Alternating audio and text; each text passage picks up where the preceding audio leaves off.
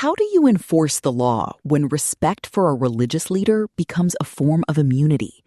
When police arrested a highly revered Sri Lankan monk for alleged abuse, the case triggered an immediate stress test for the country's courts. As this piece from 29 May 2026 points out, Sri Lankan law technically treats Buddhist clergy like ordinary citizens, but decades of political deference have created an unwritten immunity.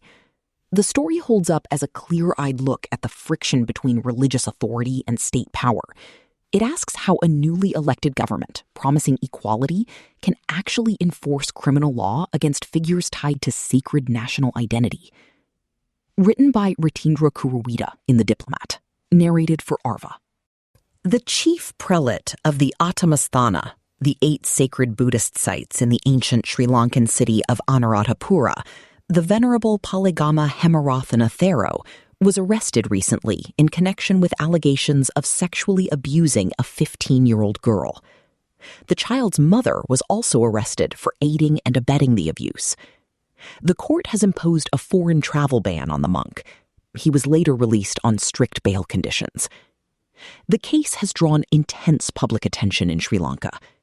Attamastana is one of the most revered Buddhist institutions, and its chief prelate occupies a position in a sacred site tied to national memory and Buddhist authority.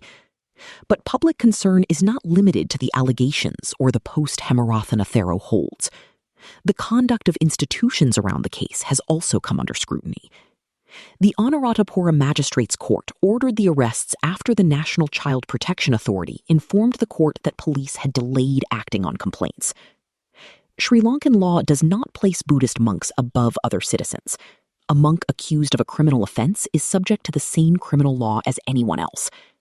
But in practice, police hesitate to take action against senior religious figures, and politicians fear they will be criticized for supposedly acting against Buddhism. This is not formal immunity, but immunity produced by deference. The case has also placed President Amira Kumara Dissanayake in a difficult position. Speaking at the National Vesak Festival on May 27th, he said the government would promptly enact laws to maintain discipline among Buddhist monks. He said the government would amend the Buddhist Temporalities Ordinance of 1931 and re-establish a Dharmadhikaranya, a body with authority to handle disciplinary matters concerning monks among monks.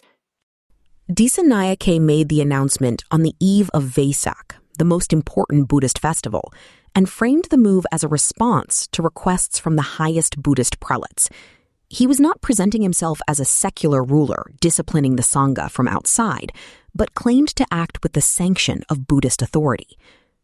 Sri Lanka does not lack rules governing monks. The Buddhist monastic order has its own disciplinary tradition, rooted in the Vinaya, foundational code of conduct for Buddhist monks.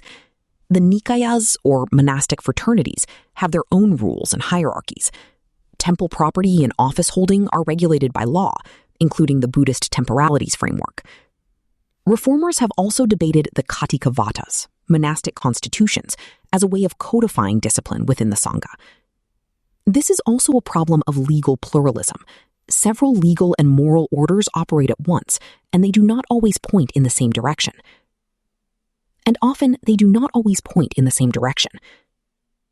When a monk is accused of misconduct, one question is whether he has violated the Vinaya and/or expectations of his Nikaya. Another question is whether he has committed an offense under general law. A Dharmadhikaranaya may be able to deal with questions of monastic conduct, robes, titles, temple office, financial propriety, or breaches of religious discipline. It cannot replace the police, the attorney general, or the courts when serious criminal allegations arise. If the government presents monastic discipline as the answer to criminal misconduct, reform could become a diversion. But the state can respect the Sangha's internal traditions while insisting that criminal law applies equally to all citizens. This is easier said than done.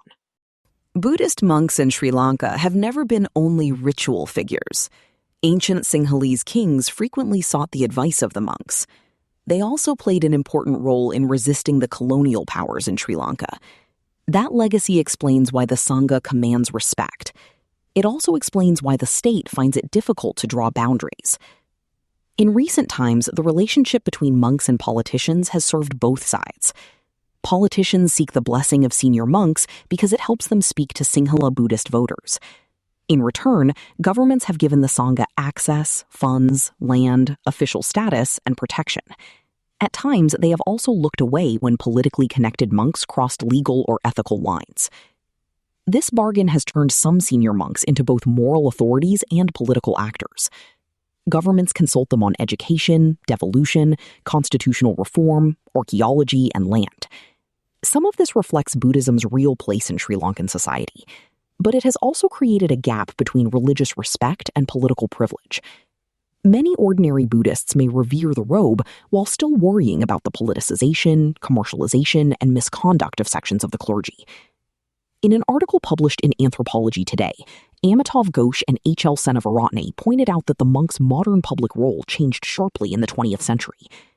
Educated monks started believing that social service was an important part of their vocation, which came to include advice and intervention in secular affairs, including direct political activity and pressure on elected representatives.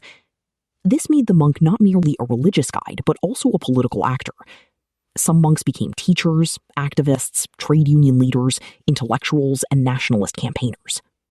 Once monks entered the public square, politicians had to respond. More often than not, they chose accommodation. Ghosh and Senavaratne argued that one of the famous examples of the power of the monks in influencing politics was the derailment of the 1957 Bandaranaike-Chelvanayakam Pact. The message future governments learned was that organized monks could veto major political settlements. But this clerical authority cannot be understood only as a cynical search for power. Recent research argued that the claim that Sri Lanka has a special Sinhala Buddhist vocation is attractive not only because it serves majoritarian interests, but also offers a story of honor, dignity, and collective purpose. It tells Sinhala Buddhists that they are custodians of a sacred inheritance. That helps explain why challenges to powerful monks can become more than legal or administrative disputes. They are easily framed as attacks on Buddhism itself. But that does not mean there is no room for reform. Many Buddhists themselves worry about commercialization, politicization, and misconduct within sections of the clergy. A credible system of internal discipline could help restore public confidence. It could also give the Mahanayake Theras, the chief monks of various monastic chapters, and Nikayas, clearer authority to act against monks whose conduct damages the institutions. But reform must not confuse two questions. One is how the Sangha disciplines monks, and the other is how the state enforces criminal law. A monk may answer to the Vinaya as a monk. He must answer to the law as a citizen. Dasayanayake came to power promising a cleaner state. His National People's Power government has spoken often about equality, accountability, and the need to break old patterns of privilege. The Atamasthana case now tests those claims in an area where Sri Lankan politicians have usually been careful.